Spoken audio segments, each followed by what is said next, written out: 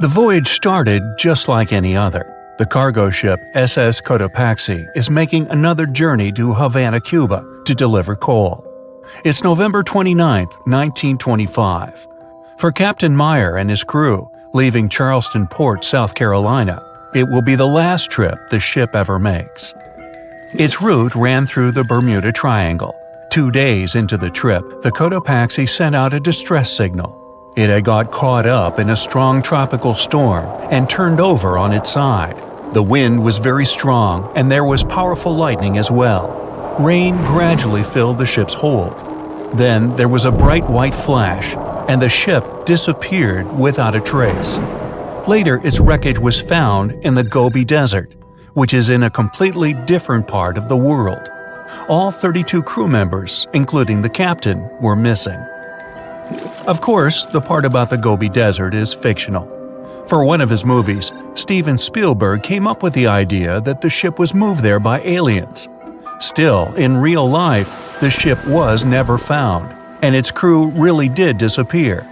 It was officially declared missing a month afterward, and nobody could find the wreck. It seems like a classic case of mysterious things going on in the Bermuda Triangle. But most mysteries are solved sooner or later.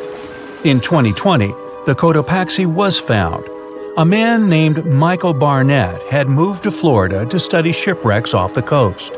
One wreck in particular really caught his attention. It was much larger than the others, and the locals called it the Bear Wreck. It was about 40 miles from St. Augustine in northern Florida, but no one had ever managed to identify the rusty hull. So Michael started to do some detective work.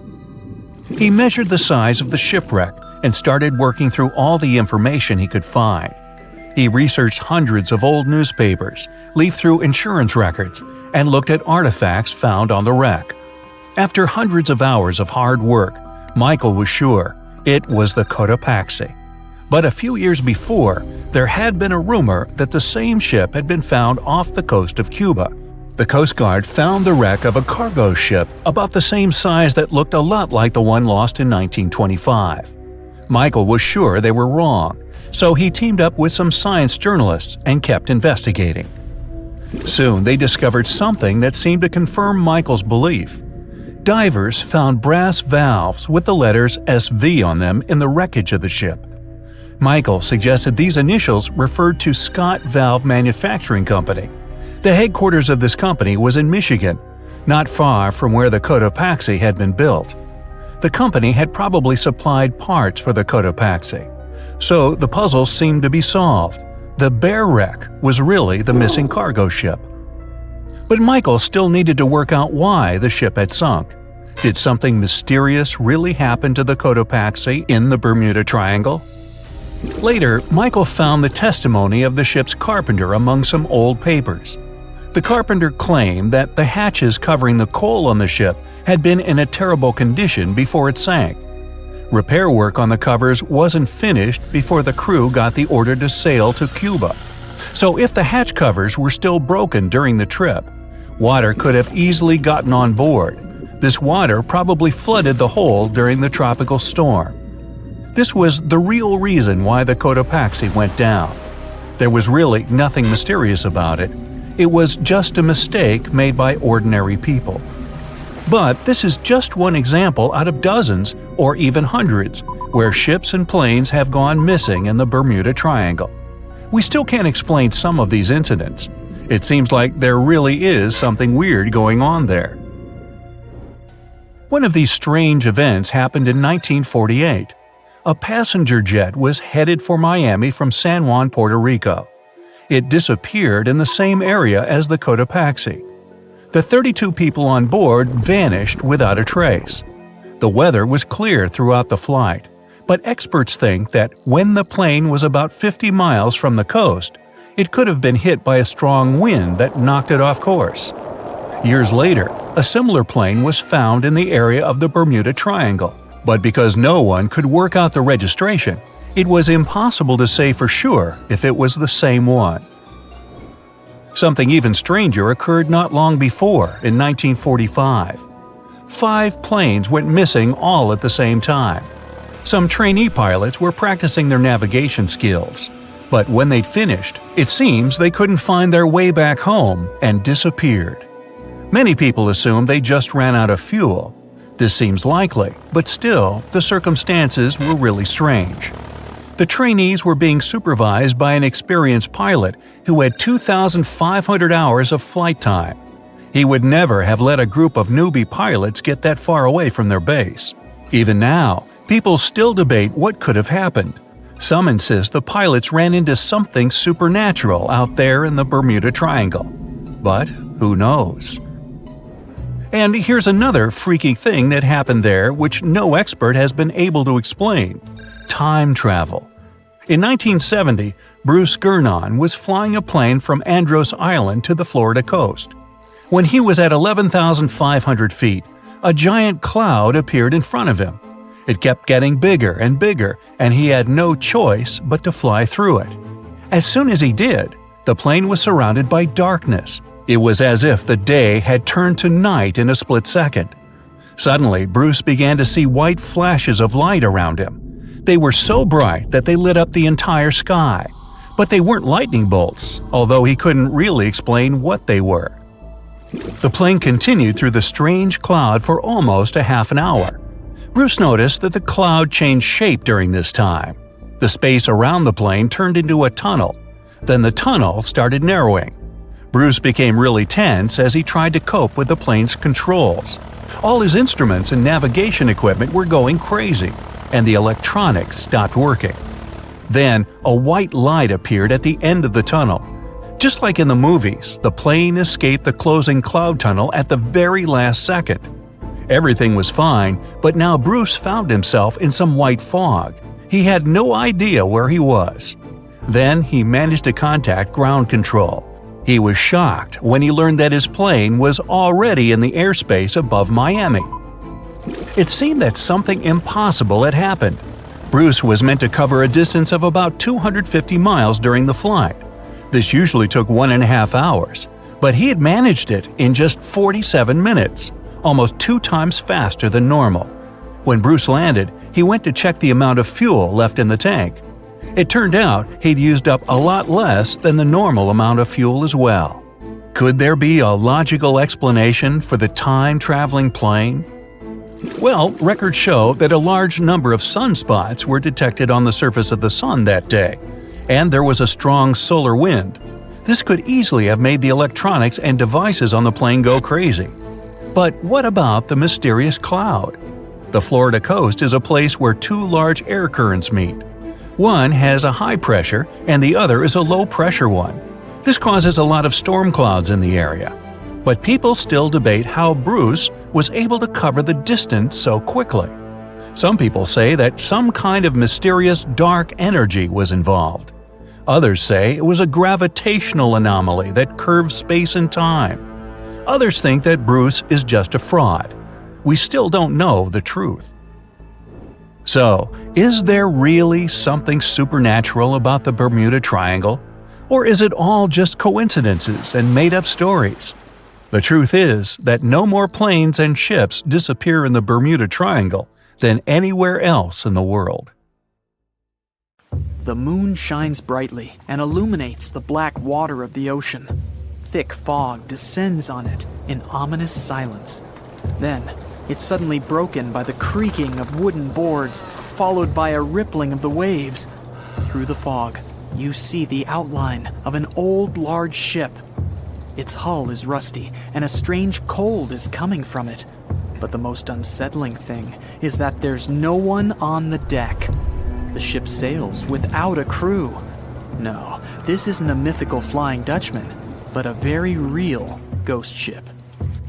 September 2nd, 2019.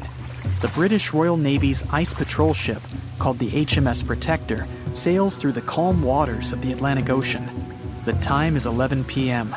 Some of the ship's crew are on deck, while others are sleeping in their cabins. The captain steers the ship and looks straight at the horizon. The sky is lit up by an orange twilight, and clouds float in the distance. Suddenly, against this beautiful landscape, one of the sailors notices the black silhouette of an unknown ship. The captain slows down and steers the ship a little closer to the mysterious vessel. This is an old cargo ship, 250 feet long. Attempts to contact the crew members lead to nothing. It seems the unknown boat is floating in the ocean by itself. There's no one on board, at least no one alive. The deck of the ship creaks from rocking on the waves. The sun sinks below the horizon and it gets dark. The ship looks terrifying. British sailors don't dare to climb on that strange deck. They take a photo, post it on the internet, and sail away.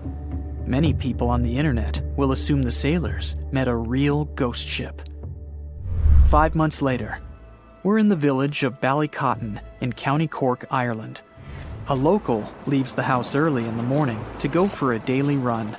Music in his headphones, fresh cool air, and a scenic route are ideal conditions for a good workout. The jogger runs along the road on the coast of the Celtic Sea. There was a strong storm last night, and now the sea looks calm. The man runs along the top of a low cliff and notices a huge vessel. An old rusty cargo ship 250 feet long lies on the beach, right among the rocks. No people on board. It seems the ship has been here for ages, but the local is sure this vessel wasn't here yesterday. A little later, it turns out this is the same ship that the sailors from the HMS Protector saw 5 months ago, thousands of miles from this place. The cargo ship, called the Alta, was built in 1976. Nobody knows who used it all this time and for what purposes. It's only known that in 2017, the ship was purchased by a new owner and marked with the flag of Tanzania. It's important to say that almost all cargo ships are equipped with AIS, Automatic Identification System, which is needed to track ship movements in the ocean. Since 2015, something strange started happening with the Alta's AIS. The ship disappeared from the satellites, then reappeared again. Over the past few years, this ship had changed several names and flags. It's not surprising that its AIS shut off and turned on numerous times. It's said that some of those who disable AIS on their ships do so to hide outlaw activities. The ship's captain, whoever it was, clearly didn't want to show the Alta's movements. As AIS showed in 2017, the ship had sailed near Greek port cities. The Alta made 12 stops in 3 such cities in different parts of Greece. Then, the AIS signal disappeared, and 10 months later, the Alta reappeared near the northern coast of Africa, 1,200 miles from Greece. In September of 2018, the ship was sailing about 1,400 miles southeast of Bermuda, and at that time, the crew members started having problems. There were 10 people on board the Alta. On September 19th, the ship's engine failed right in the middle of the Atlantic Ocean. The nearest shore was very far away. The ship began to drift. As days passed, the crew couldn't fix the vessel. Food supplies were running low. The crew started to panic and tried to contact someone. The situation got worse as a strong hurricane was approaching the place where the ship broke down. Crew members contacted the U.S. Coast Guard. On October 2nd, a helicopter headed towards the ship. Food and water were unloaded on the Alta. This was enough for the crew to bide their time for several days. About a week later, a rescue boat sailed about 1,500 miles to reach the Alta and help the stranded sailors. Shortly before the start of the hurricane, American rescuers succeeded. The entire crew of the wrecked ship was taken to Puerto Rico. The Alta remained drifting in the ocean. After a while, another ship arrived to tow it to the coast of Guyana. Then, something went wrong again. The ship was hijacked. Who did it and why remains a mystery to this day. But then, for some unknown reason, the thieves decided to abandon the ship and left it to drift in the ocean. For almost a year, the ship's location couldn't be tracked. Then, in September 2019, the vessel was found by the British Royal Navy. How the Alta was able to cover the distance across the Atlantic and wash up on the coast of Ireland is unknown. an investigation has been launched in Ireland. It's necessary to identify the owner of the vessel and find a responsible person to take on the task of towing it. But no one has since been found. Once, an unknown person called the Irish authorities and introduced themselves as the owner of the ship, but didn't provide any evidence. Several barrels of oil were found on board the Alta. To dismantle the ship, the Irish authorities will need to spend about 10 million euros. Local residents are annoyed by the wreck too. Corroding metal is bad for the environment, and kids have already snuck on board and posted a video on the internet from inside the abandoned ship. The further fate of the Alta remains unresolved. It's still lying there. That ship sailed in the ocean for just 2 years. Now imagine if some other managed to drift for 38. In all that time, no one could catch this ship, and people still seek it. That vessel is called the SS Baychimo. It was a merchant ship owned by a Canadian trading company. In 1931, the ship got stuck in ice off the coast of Alaska. A strong snowstorm began. The team waited a week for it to end, but the storm only intensified. One day, the weather improved a bit, and part of the team was evacuated to the nearest city. Another part of the crew, with the captain, set up camp near the ship. The storm started again and didn't stop for a long time. The blizzard was so heavy that the ship's captain couldn't see beyond his arm's reach. Finally, when the storm was over, the captain saw that the ship simply vanished. He decided the Baychimo sank during the storm. A week later, the ship was found, drifting near the place where it was lost. The hull of the ship was damaged so badly that it was unsafe to sail on it. The captain decided to abandon the ship. However, it didn't sink. For the next 38 years, it was drifting at various points along the Alaskan coast. Several times, people climbed on the ship, including native Alaskan residents and a group of researchers. Attempts to save the vessel from the sea ended in failure. The salvage operations were hampered by drifting ice and bad weather. The last time it was seen was in 1969. The ship was frozen and blocked by the ice. In 2006, the government created a special project to find the Baychimo. However, in all these years, the ship still hasn't been found. Its fate is unknown. It's likely that the ship has finally found peace and is now lying on the seabed of the Chukchi Sea. Far out in the open sea on a perfectly calm day, a dot appears on the horizon. It grows in size as it gets closer, and soon you can see it's a ship. But when you look at it through the spyglass, chills go down your spine. The vessel is in perfect condition and its cargo is on board, but it's completely devoid of people, drifting listlessly along the current. That was what the captain of the Ellen Austin saw in 1881, and what brought his crew so many sorrows. In December of the previous year, the Ellen Austin, a big 210-foot-long ship, left the port of Liverpool to make its trip to New York. The ship was carrying a load of people hoping to find a better life in the New World.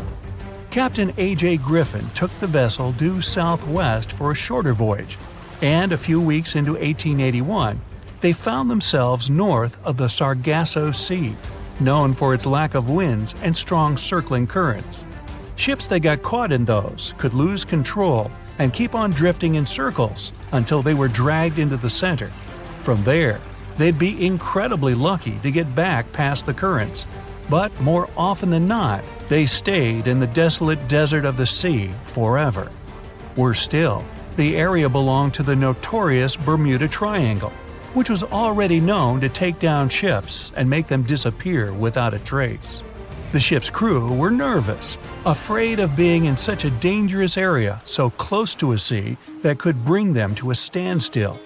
And ominously, some of the Sargasso Sea's calm must have escaped it, because the Ellen Austin lost its speed one day and fell adrift without the winds.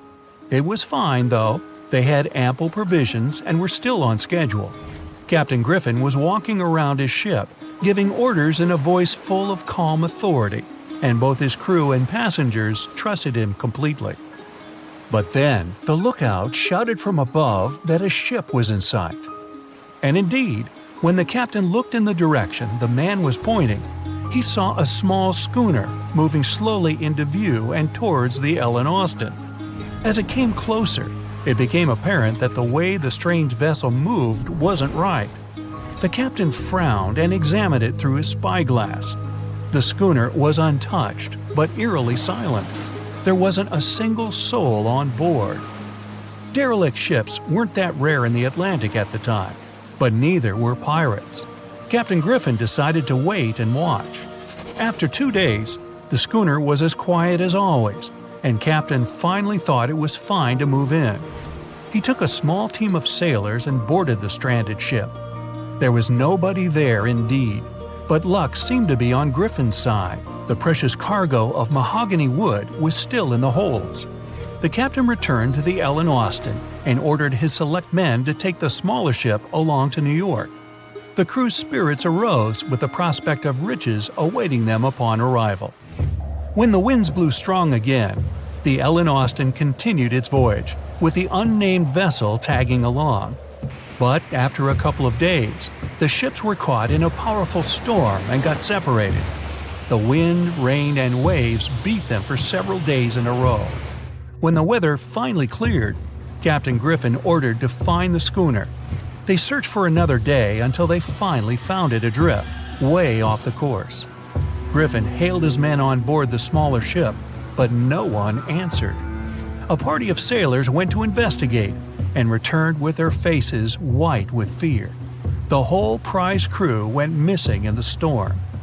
The captain wasn't one to lose such a valuable find, though, and ordered another team to take control of the schooner.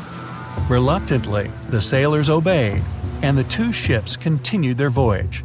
They agreed to stay as close as possible to one another and ring their bells at set intervals at night to let each other know they were fine. Several nights went all right, with bells ringing reassuringly every hour. But one day, a thick blanket of fog fell on the sea and almost completely blocked their vision. The ships went on regardless and started sounding their bells earlier. When night came, the fog was still there, but the bells were the sound of life. Until they stopped. Captain Griffin rang the bell once, then twice. No answer. The crew lit the fires and looked out into the sea intently, but the fog hadn't lifted, and they couldn't see a thing in the swirling abyss beyond the ship's board. Nobody could sleep that night, and they waited in silence until the break of dawn.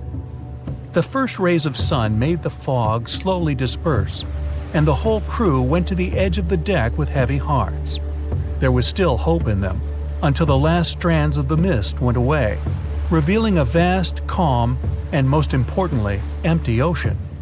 The nameless schooner was gone, and so was the second team of the Ellen Austin sailors. The ship sailed the rest of the way to New York in grave silence. Once it arrived at the port, the passengers were only too happy to leave the vessel, and no one so much as turned their head as a goodbye. That was the ship's last voyage as the Ellen Austin. That same year, it was sold to a German shipping company and renamed Meta. No one ever found the derelict schooner or the sailors that went missing with it. And that would probably be the end of this mysterious and unresolved story, if it held at least a little bit of the truth. In reality, none of the enigmatic things in the narrative actually happened. The Ellen Austin did indeed leave Liverpool and headed southwest to New York, and its captain was really A.J. Griffin, taking people to the American continent. But from here, the story falls apart. First of all, the ship went way too far to the north to pass the Sargasso Sea so closely. There was simply no reason to make a detour so broad. Even though the westerly winds were strong, it was still faster to take them head-on than to go in a southerly direction. So the Ellen Austin was probably nowhere near the Sargasso Sea and the Bermuda Triangle. Secondly, the triangle itself has been proven time and again to be nothing but a work of fiction. In fact, it gained popularity in the middle of the 20th century, while nobody even thought of drawing a triangle in the Bermuda area before that. The mystery was popularized by science fiction writers and became a common myth, while no serious research proved it any more dangerous than other parts of the world's ocean. So the crew of the Ellen Austin weren't even aware of the Bermuda Triangle back then, let alone afraid of it. Thirdly, the whole story was told and retold by magazines and mystery-loving personalities with ever-changing details. It first appeared in a newspaper in 1906 and already had the date wrong. The article said the voyage took place in 1891 instead of 1881. Later, the story resurfaced in 1935 on the radio with the wrong name of the captain. It was Baker, not Griffin. The date was also off, saying the trip was taken in August 1881, when the Ellen Austin was already renamed Meta. The legend grew upon with other strange details, such as the ship's route from London to Newfoundland, which was never the case. But the final debunking came from the archives of Lloyd's of London, the marine insurance market that keeps all logs of trade and emigration ship routes.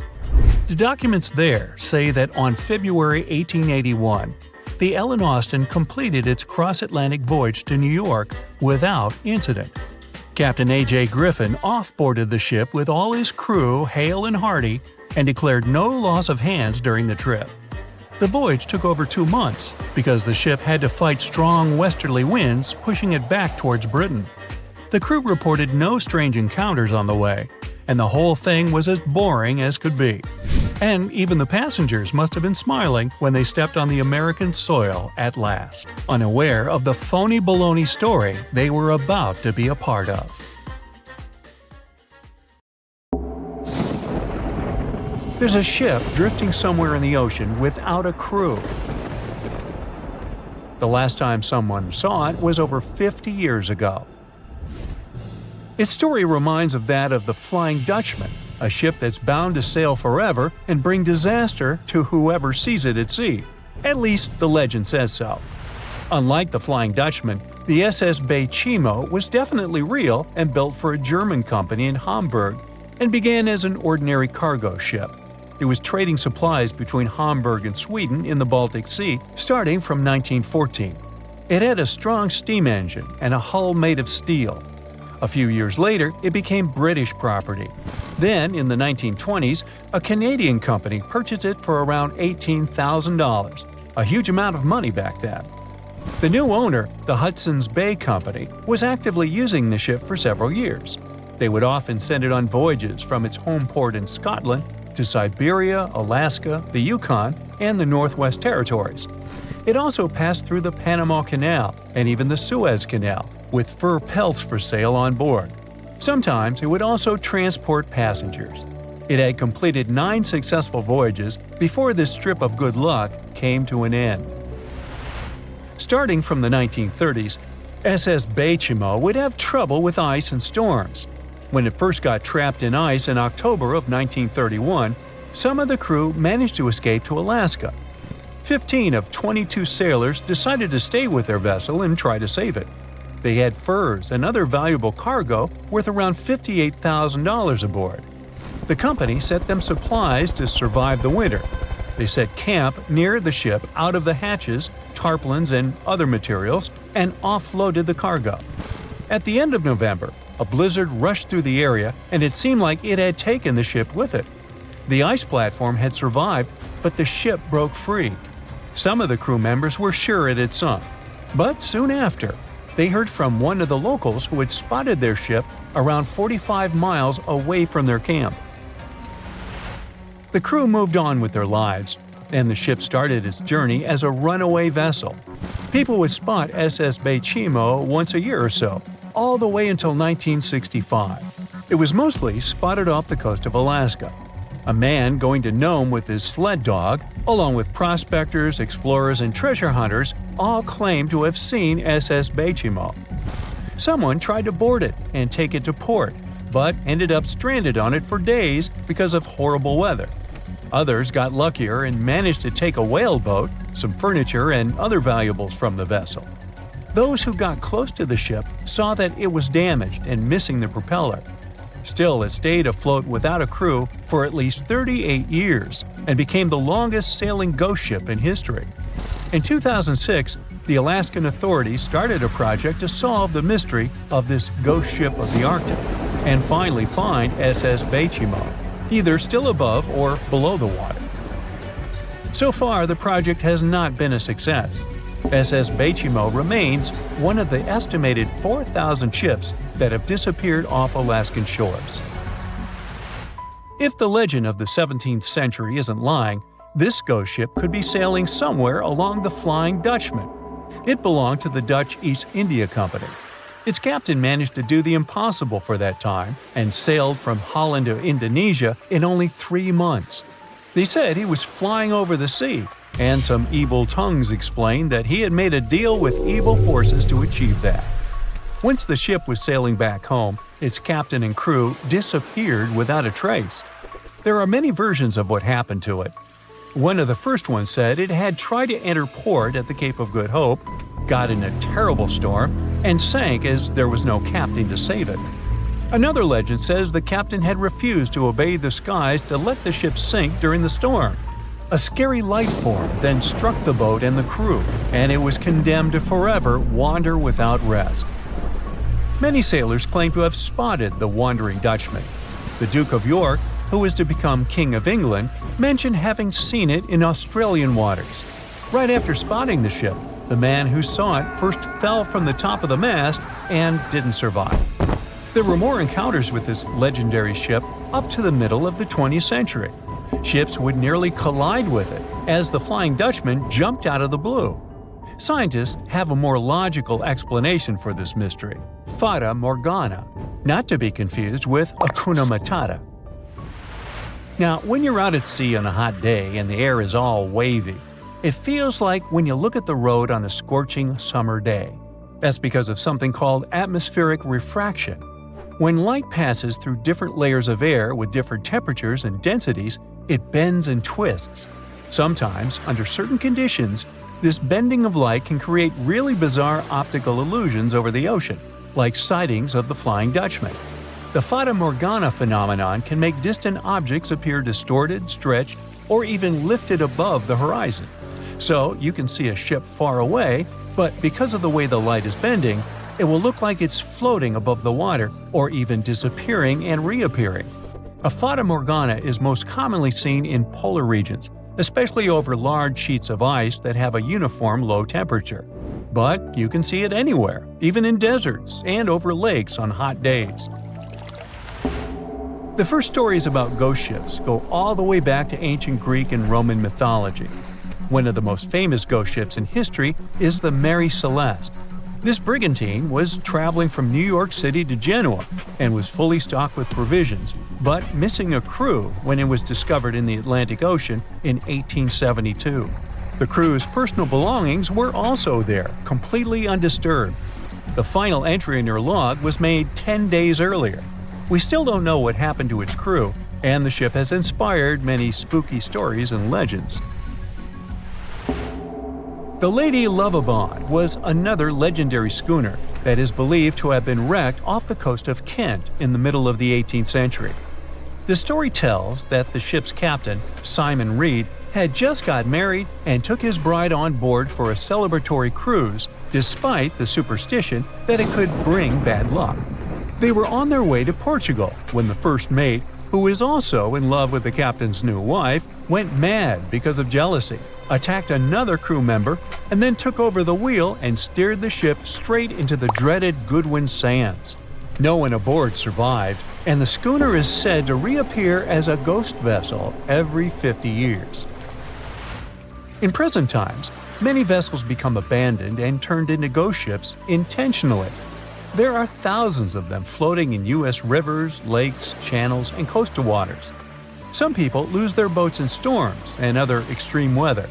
Others have to abandon their boats because maintaining them can cost 10% of the boat's price. Plus, docking a vessel can add up to several $1,000s every year. Most boats have been made of fiberglass, so an owner can't just recycle them as scrap metal. So, once they want to get rid of it, they often tie it to a dock and sneak away, or leave it floating far away from the shore, or just try to sink it. When ghost ships sink in shallow waters, they can cause damage to coral reefs, mangroves, marshlands, oyster habitats, and wetlands. Plus, they can collide with unsuspecting regular ships and cause real trouble. So, don't do that. Enough said.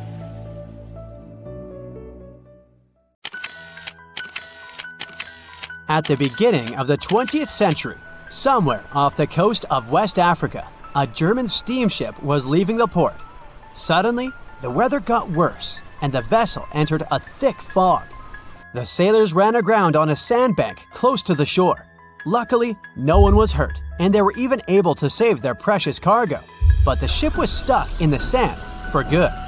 And it was not alone there. Nearly the entire length of the western coast of Namibia is called Skeleton Coast. If the name sounds scary, that's because it is. This 976-mile-long beach line is among the most dangerous places on Earth. The local Bushman tribes believe that their supreme deity made this land when it was angry. The Portuguese were the first Europeans to set foot in Namibia in the 15th century. And yep, they didn't like Skeleton Coast either. Portuguese explorers thought this land presented the gates to the underworld. This is the place where the Namib Desert meets the Atlantic Ocean. It might be dangerous, but it's actually beautiful. Plus, it's a UNESCO World Heritage Site. If Skeleton Coast had a PR manager, they would quit on the first day on the job. The area is not exactly tourist-friendly because of its geography and history. Beneath the sand and the waves, there is a secret ocean currently lurking for unsuspecting sailors. It's called Benguela Current. It flows towards the north along the coast of southern Africa. This part of the Atlantic is rich in marine life, but the current's land neighbor isn't that happy with the deal. This arid climate created the Namib Desert, one of the driest regions on Earth. And that marine life I just mentioned? It's sharks. 11 species of them to be exact. And yes, the great white decides to pop by once in a while. So far, we've got a desert landscape, strong currents, and sharks. Not a place for a beachside resort, definitely. But if someone ends up on Skeleton Coast, will they know they're in danger? Don't worry, they will. The beach is littered with wrecks of all sizes and shapes. If you remember that German ship I mentioned in the very beginning, its massive and rusted stern is now sticking out from the desert sand. There are some 500 wrecks in total scattered along the coast, and it's a mixed crowd, from Portuguese galleons centuries old to ships that ran ashore here in the 21st century. A modern fishing ship called Zela India managed to slip from its tow rope in 2008 and ended up on Skeleton Coast. Okay, it didn't escape on its own, it had some help from the elements. But it's better to be a tourist attraction on a beach than to be broken up for scrap. That's where the trawler was originally going, poor thing. Skeleton Coast's most famous inhabitant, to call it such a place, is the wreck of the Dunedin Star. The British cargo liner ran aground here in 1942. The massive rescue operation that followed reveals why it's so dangerous for sailors to end up here. The rescuers managed to save all of the crew and passengers, but at a heavy price. An aircraft and a tugboat were lost in the process. It took the last of the rescuers a full 2 months to return home to Cape Town. Why, you might wonder? One look at the map of the region reveals the reason. It's an endless sea of yellow, which is the sand. There are so few roads here, so Skeleton Coast is hard to reach by land. There are also legal obstacles. You need a special permit to drive into the area. But the skeletons in the name of the area don't only refer to ships, they also stand for animal bones. Most of these belong to whales and seals. Many animals have adapted to the area, so lions and hyenas roam the coastline in search of a meal. Yeah, now there are hungry lions as well, as if those sharks weren't enough. Other animals with a temporary residence on Skeleton Coast include elephants, cheetahs, leopards, and giraffes. In 1971, the Namibian authorities established a national park here, but except for surfers, after an adrenaline rush, they don't get many visitors. You can understand why. The Namib Desert is the oldest desert in the world, and it's not very tourist-friendly either. Those who travel to the region should pack sunscreen and a warm winter jacket. A weird combo, right? Well, not so much when you think that during the day, temperatures soar over 110 degrees Fahrenheit. At night, the air temperature drops below freezing. What a climate roller coaster! And that's not the final danger. Yep, there's more. Remember how that German ship got lost in thick fog? Yeah, it wasn't a one-off event. Because of the region's climate, fog shows up frequently. Sailors should cover their ears now, but this fog is actually good for wildlife. This is their only source of water in the Namib Desert. Reptiles and mammals have adapted to the harsh climate. They use as little water as possible. Shifting sands, thick fog, strong currents, lions, and sharks. Not the stuff you would put in a tourist booklet, but Skeleton Coast isn't the only beach on Earth you wouldn't want to spend your vacation on. I will take you to Cape Tribulation in Australia. The area covers some 48 square miles in the northwestern part of the continent. And no, the area is not as dry as Skeleton Coast. It's part of the Daintree rainforest. You could say that here, it is the rainforest, not the desert that meets the ocean. The beach at Cape Tribulation is straight from a postcard. But looks can be deceiving. Australia? Probably sharks. No, crocodiles are out here to get you if you decide to go for a dip in the sea.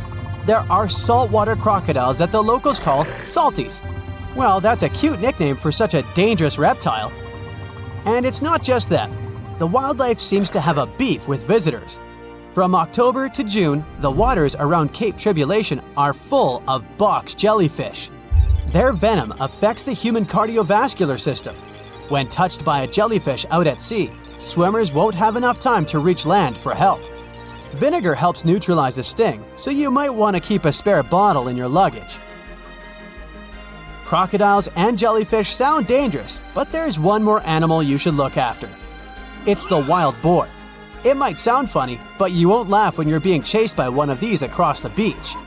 21 million wild boars live in Australia. They're mostly active at night, making it even more dangerous if they charge at you. The best defense is running in circles. Wild boars can't cut corners well. That's probably why we don't see many of them taking up careers as race drivers. Cape Tribulation has one last danger installed for you, and it's not an animal. Out here, even the trees are plotting against visitors. The stinging tree got its name for a reason. If you try to pick one of its beautiful red berries, it'll fight back. Its prickles are like tiny glass shards. The less than pleasant effect on your skin will last for a month. Then there is this wait a while bush. Who keeps naming them like this? This long vine has spikes that grab hold and just don't let go. They are so strong they can pull a human off a horse. You'll have to wait for someone to come by and save you from this thorny grabber. If you are about to cross this Australian beach from the vacation list, hold on for a second. Tourism is booming here. The local authorities have restricted access to all of the danger zones. Visitors go swimming in dreamy water holes that are surrounded by lush vegetation. There are even ropes to swing from. Now, that's a beach you can finally relax on. Strange things occur in the cold waters of Antarctica. One of these things happened to a ship called Jenny. It was a small schooner whose history began in 1822. The boat and its crew set sail and disappeared a year later. For 18 years, the ship was considered sunk. People forgot about it, but in 1840, the vessel reminded the world of itself. That year, the whaling ship Hope sailed through the Drake Channel in Antarctica. The crew members noticed a ship among icebergs. It was the schooner Jenny. It was floating slowly in the dark, with no signs of life. The captain of the Hope, Mr. Brighton, gave the order to approach the mysterious vessel. They thought it was some creepy ghost ship, but as they came closer, they noticed crew members on the deck. The sailors of the Hope called out to them, but received no answer. This time, it became clear that something terrible had happened to the Jenny. When Brighton boarded, he realized that the Jenny crew members weren't missing. They were here. Frozen people stood like statues. Brighton went down to the lower deck and found the captain. He was sitting frozen at the table, holding a pen. Brighton looked at the logbook. The last record was made on May 4th, 1823. The captain wrote that he was the only living member of the crew. They spent 71 days without food. It seemed that the ship got lost in the sea because its captain went off course or sailed into an iceberg, but no one knew for sure. After that, nobody ever saw the Jenny again. According to rumors, the crew of the Hope abandoned the frozen ship and left it to drift in the cold waters. According to other rumors, this whole story is fiction.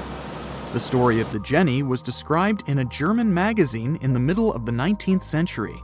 Still, there was no further evidence of the ship's existence. Already in our time, Cambridge University decided to explore the case of the Jenny. The researchers discovered that one of the crew members of the Hope, who didn't disclose his name, told someone the legend of the frozen ship.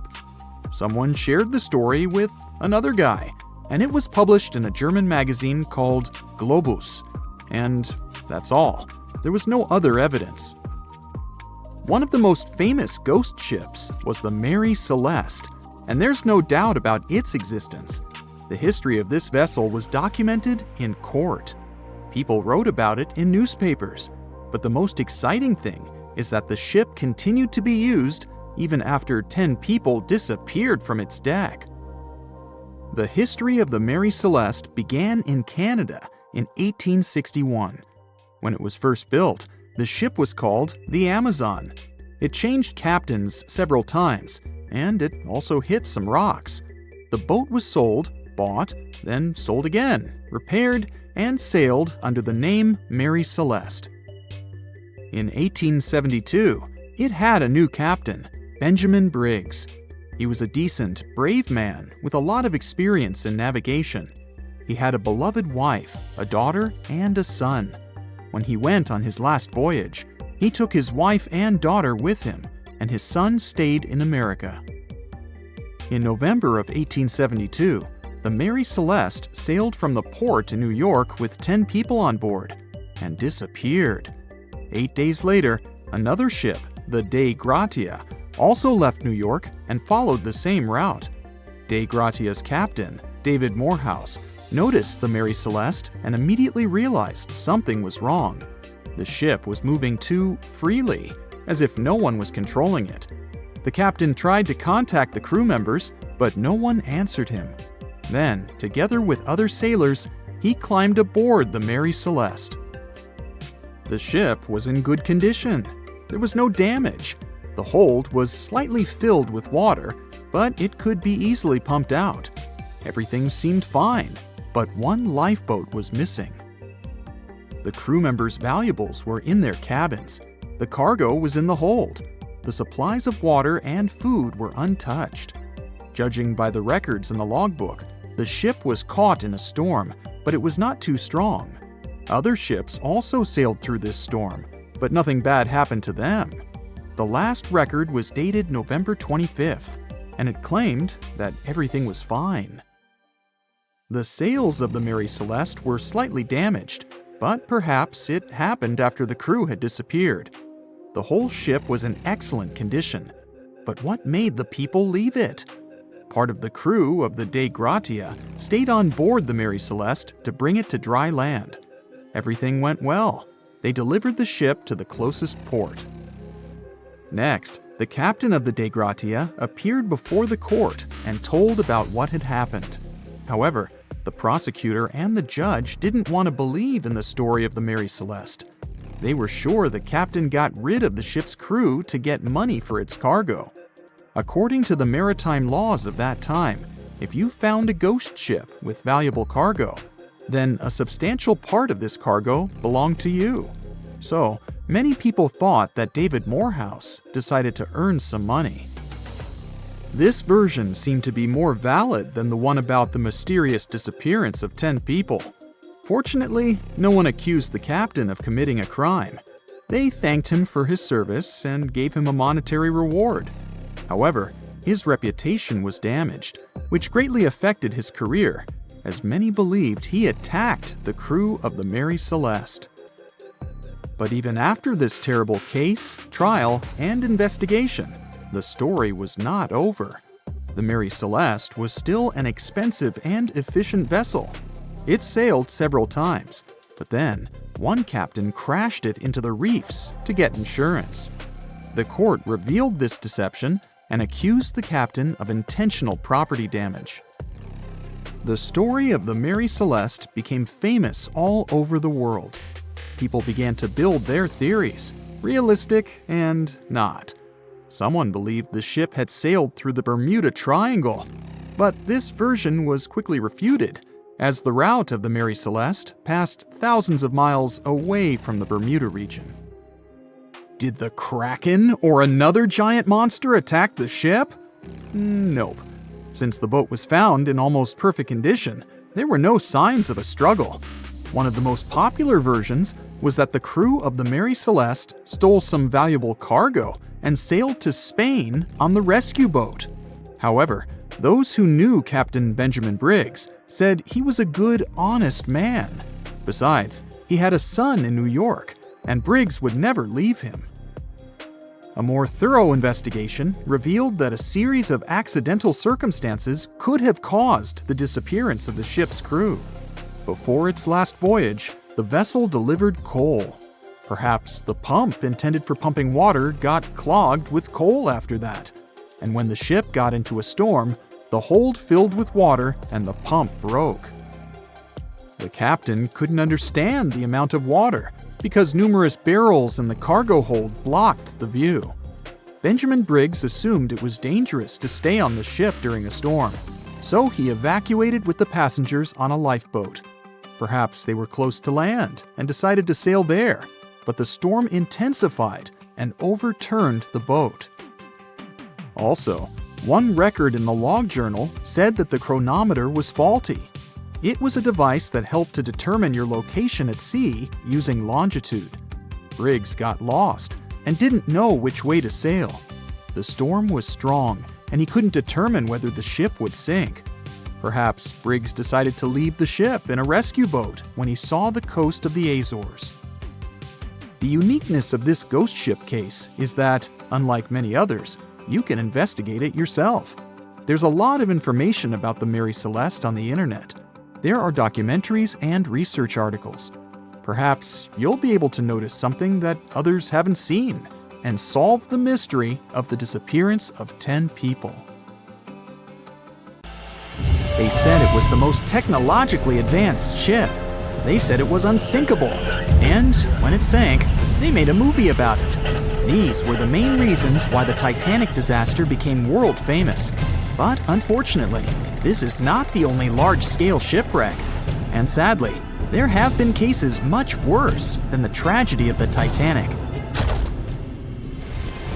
One of them occurred on April 27, 1865. The Sultana steamboat carried passengers and cargo daily between St. Louis and New Orleans.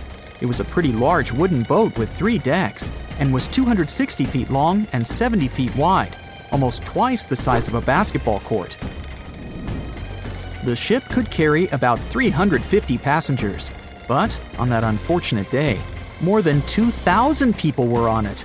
On April 23rd, she was making a routine voyage from New Orleans when it broke down. Something was wrong with the boiler, so the vessel docked in Vicksburg for repairs. At the port, the ship's captain, James Cass Mason, found out about an excellent opportunity to earn a lot of money. All he needed to do was to transfer a large group of former prisoners to the north.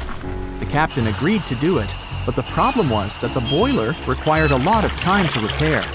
Mason was afraid that his competitors would take the job, so he decided to sail despite the malfunction the ship had. He patched up the holes in the boiler instead of a big repair and invited all the ex-prisoners on board. So, there was a broken boiler, an excess number of passengers, a lack of lifeboats, and not the best river conditions. Also, the captain refused to send the ex-prisoners to the hold, so they were all with ordinary passengers. There were strong chances for a shipwreck, but the greedy desire to earn more money was stronger. the Sultana went on a voyage and sailed up the river for 2 days. At this time, one of the biggest Mississippi floods in history began. The river overflowed its shores because of the flood, with the water level rising several feet. All the trees on the shore disappeared, and only the tops were sticking out of the water. The ship sailed opposite this powerful current, making the boiler work too hard. On the evening of April 26th, the Sultana arrived in Memphis, Tennessee, and they loaded even more, 120 tons of sugar and 200 passengers. She got incredibly heavy. Around midnight, the ship continued its dangerous journey. The captain sailed to barges to load a shipment of coal. At 1 a.m., the vessel left the barge. At 2 a.m., the broken boiler, unable to withstand the load, suddenly exploded. The Sultana was just 7 miles north of Memphis. Few people survived that day.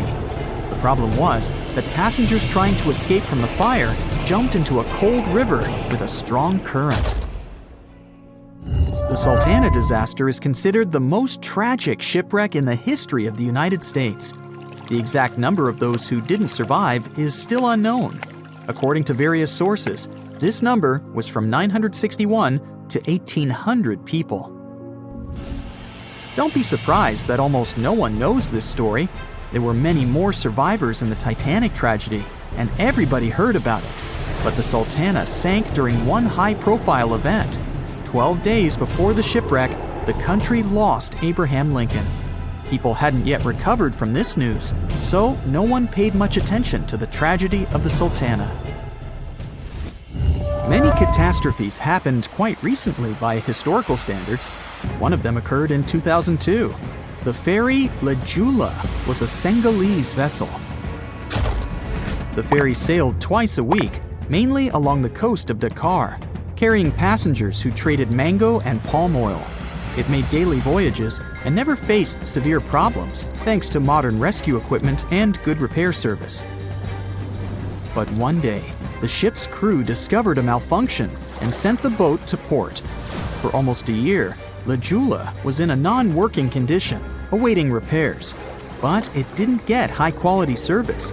After poor maintenance, the ferry set off on its last voyage. On September 26, 2002, Joola sailed between southern Senegal and Dakar, and at 11 p.m. headed toward Gambia, where a strong storm began.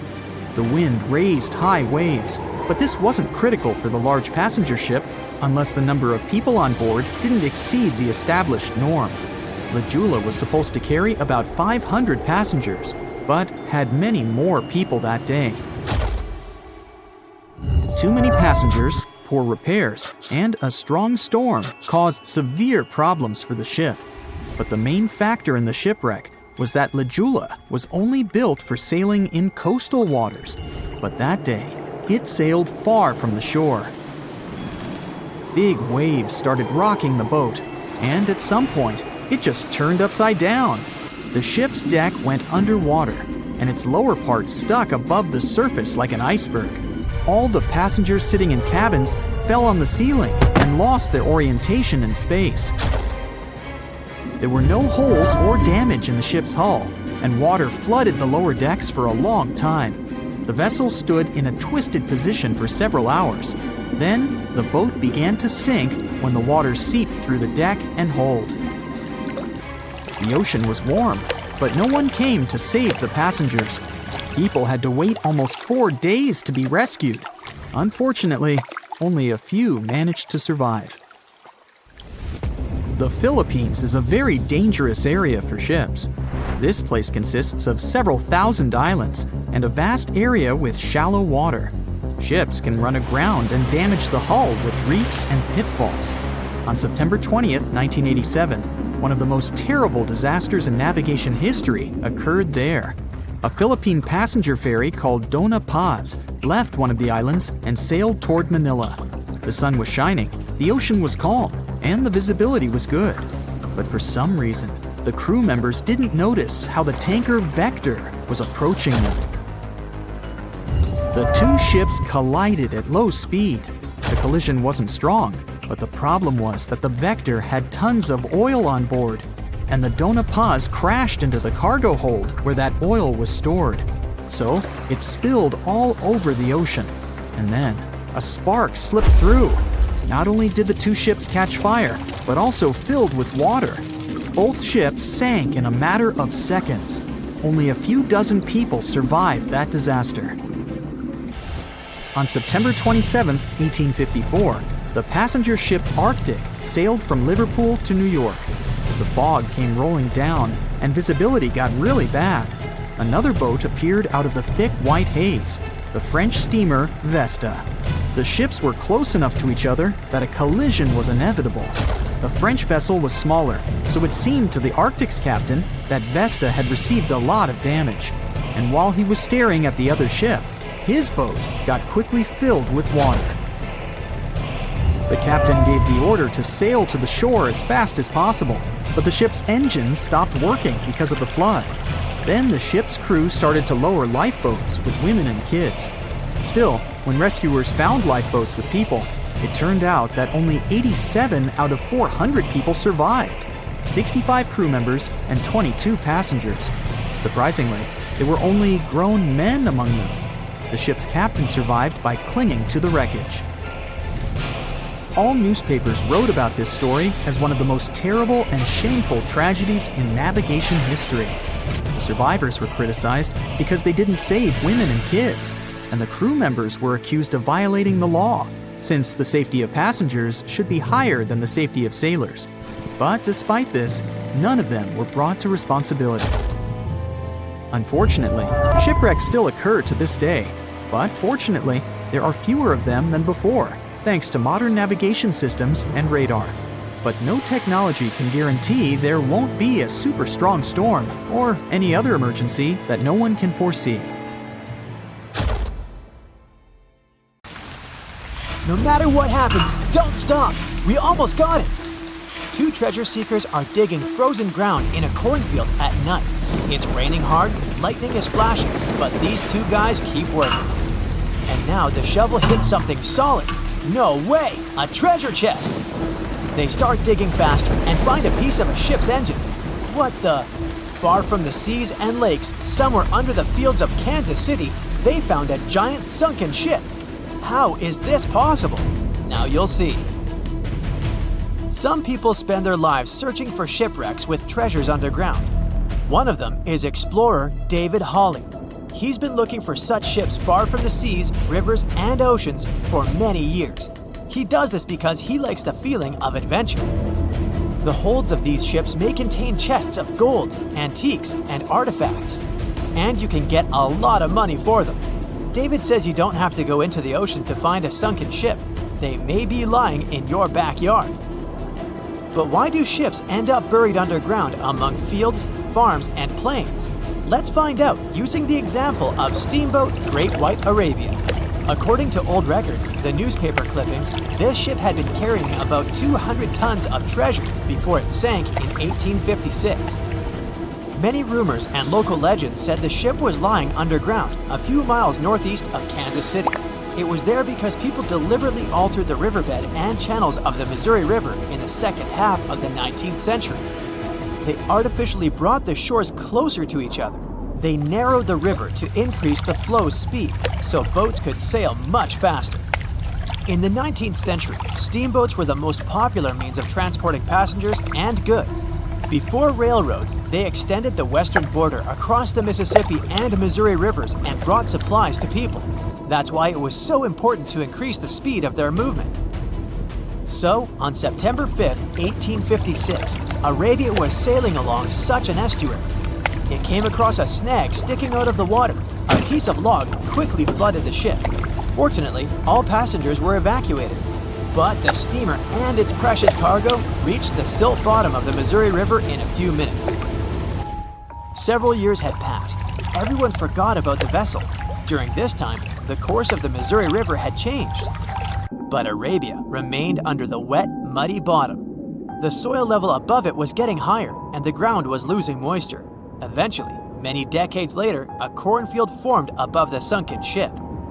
In the 1980s, one farmer owned this area, and he had no idea what was hidden in his territory. David Hawley carefully studied the history of the sunken ships of the USA. He knew that hundreds of steamers had gone underwater all over Missouri, but most of all, he was interested in Arabia, as there were rumors that it was filled with gold and other valuable things. The territory of cornfields in Kansas was vast, but David Hawley knew how to search properly. In 1987, he started working, first together with his brother and father. They collected all the clippings from old newspapers they could find.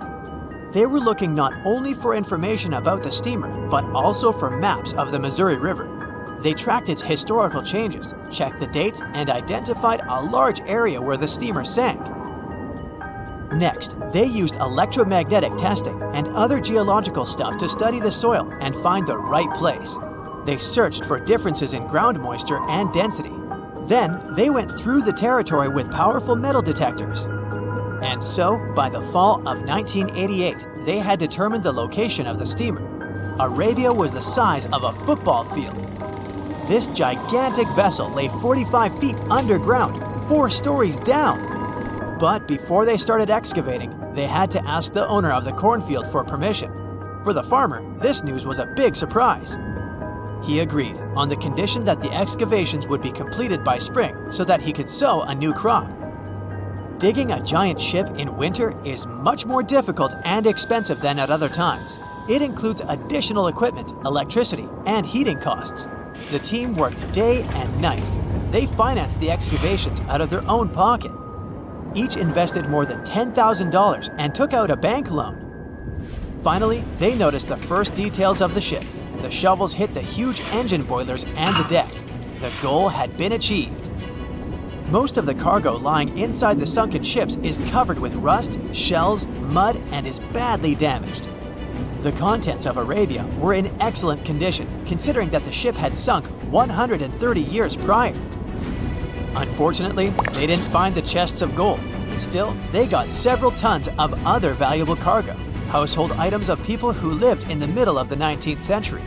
It was a time capsule. The ship was carrying supplies for hundreds and thousands of people, and all these things were perfectly preserved. For example, they could clearly see the brand stamp Goodyear Rubber Company on one rubber shoe. The longer the excavations continued, the more things David and his team found. In the barrels, they found plates from the 19th century. They were intact and usable. Also, there were clean clothes, thousands of pairs of shoes, harpoons, frying pans, and umbrellas. The ship was carrying cargo to supply about 16 small towns. Yes, it's not gold, but such artifacts are also precious. The contents of the ship could be worth millions. However, the crew wasn't going to sell these things. They made a museum on the site of a former fruit market in Kansas City. If you go there, you will immediately feel like you're in a department store of the 19th century. There are thousands of items in good condition. Even the matches here are dry enough to light up. It took David many years to present the entire collection from the steamship. He values each of the items and doesn't want to sell them. Anyone can come here, pay for a ticket, and find themselves in the past. Who knows, maybe there's an old ship hidden in your backyard too. Geologists found an older vessel in the hot desert of Namibia in 2008. This ship sailed back in the days when pirates scared sailors on the seas, and now it's inside a dried-up lagoon. The ship sailed from Lisbon in 1533 and disappeared with the crew near a small diamond mining town. After almost 500 years, the hull had been badly damaged. Only the carcass of the ship remained, but the treasure hidden inside the vessel stayed intact. They carefully studied the boat for a long time, trying not to ruin anything. And then, 5 days later, they found a big old chest in the hold. Carefully opening it, they found gold coins there. Thus, the cost of the ship was estimated at about $10 million. The exact cause of the shipwreck is unknown, but experts believe the ship was destroyed by heavy cargo and bad weather. It went to the bottom of a lagoon that later became a desert. Some find an airplane in their backyard, others discover a ship, and one man found a passage to an ancient secret city in his house. This happened in Turkey in 1963. the owners of the building decided to make repairs. He went to his basement and knocked down the wall to turn this place into a living room. And so, behind one wall, he found a tunnel leading underground. The man thought it was some kind of a secret chamber. He went down there and realized it was something much more than that. It was an ancient city 18 floors deep. People built it in the years 780 to 1180 as a refuge from weather disasters and the invasion of enemies. This place also includes many underground tunnels that stretch for several miles in different directions. People could get to the town from different points using secret passages leading to these roads. The city can accommodate about 20,000 residents, livestock, and tons of food supplies. Archaeologists have also found a chapel, schools, stables, and public kitchens there. They say nothing is ever lost, and it's true. Let's discover ships frozen in time. The first one is truly fascinating. Here, the Antikythera shipwreck. It's a Greek trading ship from the 1st century BCE. It's located on the east side of the Greek island of Antikythera and at the merging point of the Aegean and Mediterranean seas. Around 2,000 years later, in 1900, a group of Greek sponge divers discovered the wreck. They were going to Tunisia, yet they were forced to find shelter from a storm on a nearby island. Since they couldn't go anywhere due to the storm, they decided to look for sponges until the weather got calmer. One of the divers discovered the shipwreck at depths of around 130 feet. Imagine someone going for a sponge hunt, but getting out to the surface with archaeological treasures. The captain of the sponge boat talked to the Greek officials about what they had found. The officials sent 2 ships to the wreckage. The salvage operation was successful, and discoveries are now in Greece's National Archaeological Museum in Athens. The findings included 3 life-sized marble horses, jewelry, coins, and hundreds of works of art, including a 7-foot-tall Colossus statue of Hercules. Among these treasures, Antikythera ephebe, a bronze statue of a young man, caught more attention. Because the ephebe doesn't comply with any familiar iconographic model, and there are no known copies of his type, he held a spherical object in his hand. Scholars have different theories of who that person could be, but they are not in a consensus yet. More than 70 years later, Jacques-Yves Cousteau and his team went to the area and recovered hundreds more artifacts and the remains of 4 people. Interestingly, they discovered a complex set of interlocking gears, capable of predicting the movement of the sun, moon, and several planets. The mechanism can also show the times of solar and lunar eclipses years into the future. Think of this Antikythera mechanism as an early computer calendar, to plan significant events like agricultural activities, religious rituals, and Olympic Games. These artifacts found in the Antikythera wreckage are some of the most important findings in modern archaeology. Just the Antikythera mechanism itself has changed our perception of the limits of ancient technology. The mechanism has a sophisticated design and was made over 1,000 years ago. After all these amazing discoveries, experts believe that the wreckage site has remained largely unexplored, and is mostly because of its location and the landscape of the seafloor on which the ship rests. The wreck is too deep for scuba divers but too shallow to use something like a submersible. A survey made on the seafloor in 2012 showed evidence of a second wreck about 800 feet to the south. It's clear that this area has a lot to offer humanity. What would happen if those sponge hunters didn't go to the area? Scientists found a shipwreck in Antarctica at the bottom of the Weddell Sea 107 years after it sank. The name of the ship was Endurance, and it was the lost vessel of Antarctic explorer Sir Ernest Shackleton. Scientists who laid eyes on it decades later say it is among the greatest undiscovered shipwrecks ever. That is why they filmed the whole discovery. The video shows the remains of the Endurance and proves it is still in remarkable condition.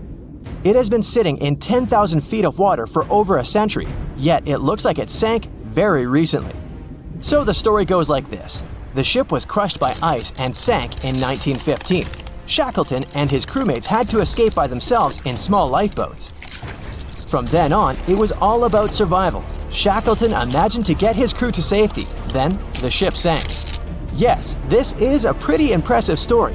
But why did scientists prize this ship? Firstly, Shackleton's Imperial Trans-Antarctic Expedition sailed to make the first land crossing of Antarctica. Yes, the crew was trapped in ice, but the intention was important. Secondly, it's about the challenge itself of finding the shipwreck. The Weddell Sea is almost always covered in thick sea ice. You know, the same ice that made the Endurance sink. Getting near the presumed sinking location is super hard, let alone being able to conduct research. Experts of the modern expedition team foresaw the time when the lowest extent of Antarctic sea ice would come using satellite images. They realized that the weather was in their favor to start an expedition.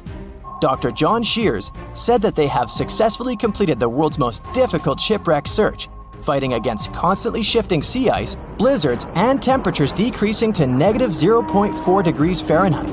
Yeesh, I can't imagine the worst conditions in Antarctica if these conditions are in their favor. Lastly, look at this. It's timbers. They're very much intact. Plus, you can read the ship's name. It's still visible. Marine archaeologist Menson Bound says that this is the finest wooden shipwreck he has ever discovered. He has 50 years of career experience, so I believe the guy. So how come the wood is not rotten? Dr. Michelle Taylor, a deep-sea polar biologist, said that there has been little wood deterioration because the wood-munching animals are not in this forest-free region of Antarctica. Workers of a coal mine in East Serbia discovered 3 shipwrecks that had been there for at least 1,300 years. The largest shipwreck is an ancient Roman fleet. It's around 50 feet long with a flat bottom. It's estimated that the ship could carry a crew of 30 to 35 people. Looking at its hull, you can see the marks of repairs. Wow, this one had a lengthy career. You know, it gives us insight into more than 1,000 years ago.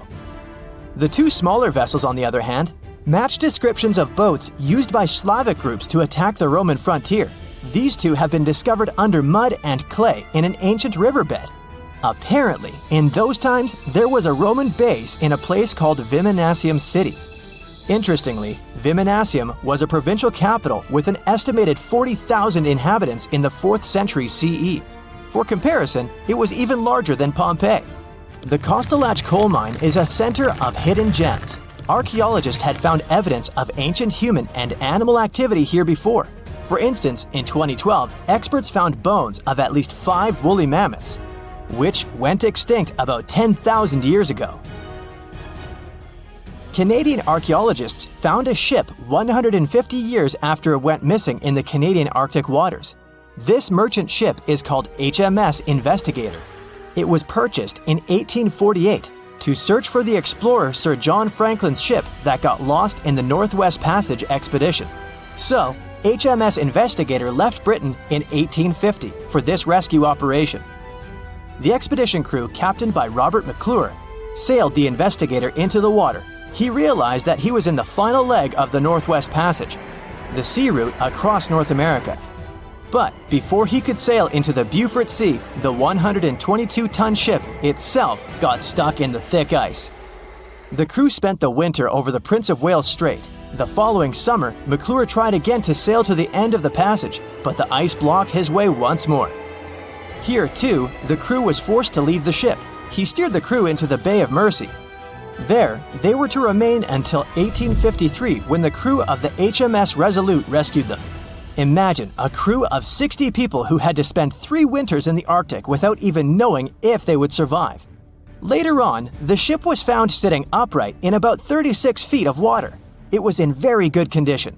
Arctic water has prevented the outer deck of the vessel from deteriorating quickly. The outline of the ship and its timber can be clearly seen. Plus, archaeologists have uncovered artifacts on land left by the sailors. They had unloaded everything before abandoning the Investigator. 3 sailor graves and 1 British naval shipwreck had also been discovered in the area. I wonder what else they could find there. Wow, it's the only place where 1 minute you're learning 17 natural ways how to get rid of houseflies, and the next, you're taking an epic journey straight into a black hole. More than 10 billion, with a B, views in total. That's 47 billion minutes watched, or more than 70,000 years. That's all the way back to the Ice Age. No, I wasn't around then.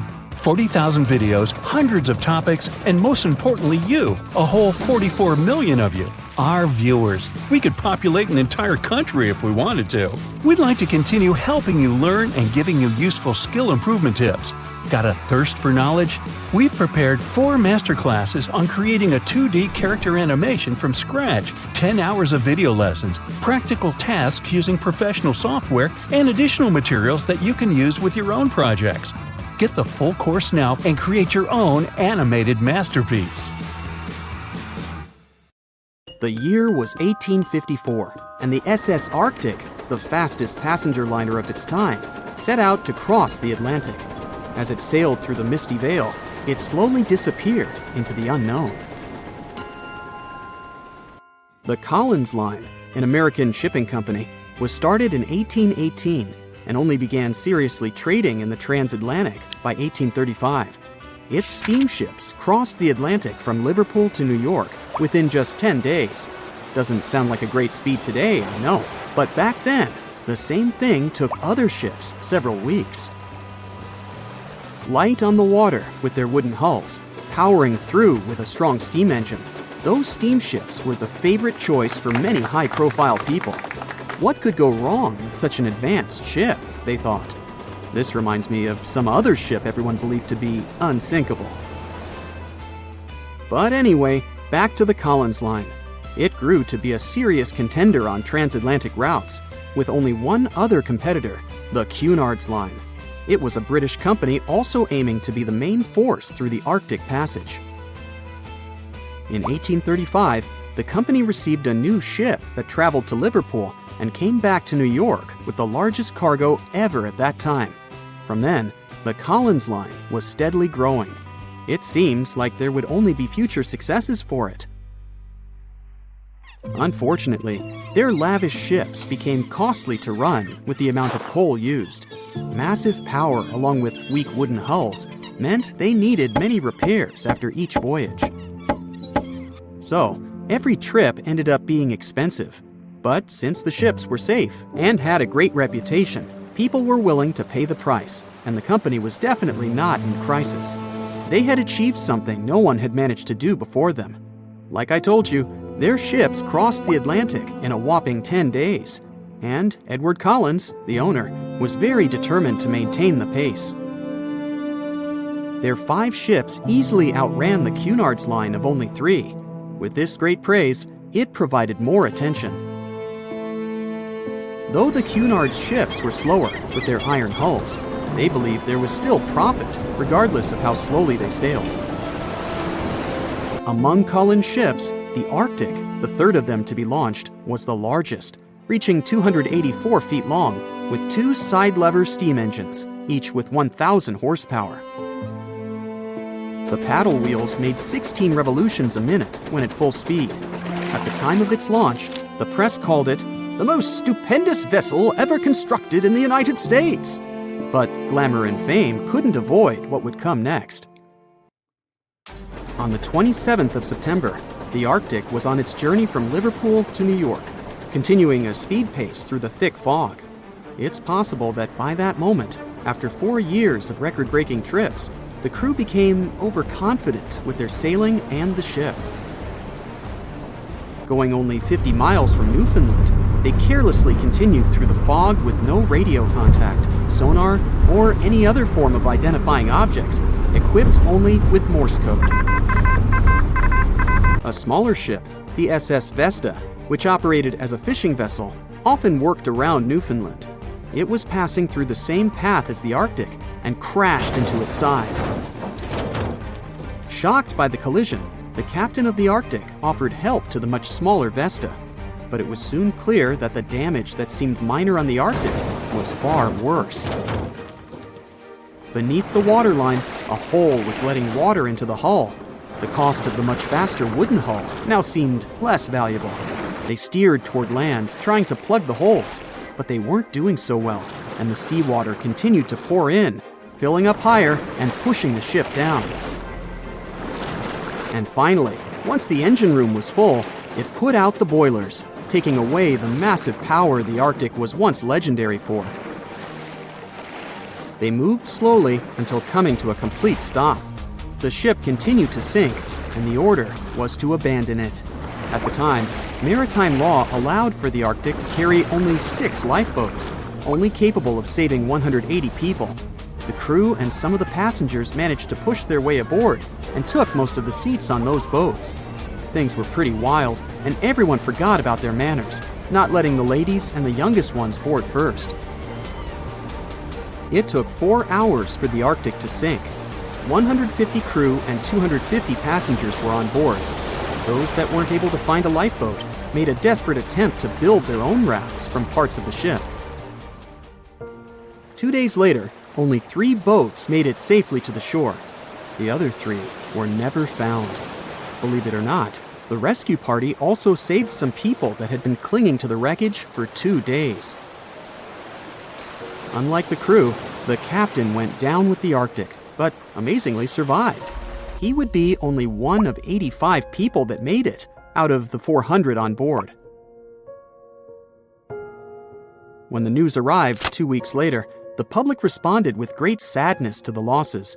Great anger soon followed towards the poor safety measures and the crew. The press published demands to change the laws for more lifeboats. It only made sense to have enough for every person on board a ship. But they ignored those requests. This neglect would lead to more disasters in the future. Enough lifeboats would only come into maritime law some 60 years later, after the disaster of the Titanic. Edward Cullen's wife and 2 children were also aboard the ship and didn't return. He was heartbroken, but didn't stop running his business. The Collins Line still had a reputation to uphold, the biggest, fastest, and most luxurious on the Atlantic. Edward Collins would now build an even better ship than any other. It was named the Adriatic, and it was the largest ship in the world, 354 feet long. With 2 alternating steam engines that had never been built of this size. These steam engines at the time were at the height of engineering, though today you can only see them in models and toys. With the new addition of 2 masts, the Adriatic would also be able to sail if needed. Luckily, they made some lessons from the disaster of the Arctic. But before their new ship, the Adriatic, was built, another disaster had occurred. The sister ship of the Arctic had also sunk. They believed this second ship was desperate to stay in front of the Cunard's line and hit an iceberg somewhere during the race. This weird contest took the lives of 141 people. The desperation of Collins and his weakly built hulls pushed the company towards bankruptcy in 1858. The newly built Adriatic, costing over $1 million, had only made 1 voyage in the end. And even that voyage was considered a disaster. The ship collided with a tugboat. It still managed to finish its maiden voyage at a suitable time. After the company had gone bankrupt, they had to sell the ship for only $50,000. They removed the great giant engines, replacing them with only sails. Although it was once the greatest ship on the high seas, it was only 30 years later until it was abandoned, labeled irreparable, and anchored in a river. The other remaining ships were also sold and only used for parts. Edward Collins left the industry altogether, seeking work on dry land instead. As the Collins Line was no longer in the mix, the Cunards would grow in strength. Without competition, they would win the Blue Ribbon for the next 30 years, and 180 years later, after producing hundreds of ships. They still have a constant presence on the seas, as they provide transatlantic crossings, world voyages, and leisure cruises. To this day, the Cunard Line is the only one to run ships between Europe and America, and it's great proof that it's not always the fastest that's the best.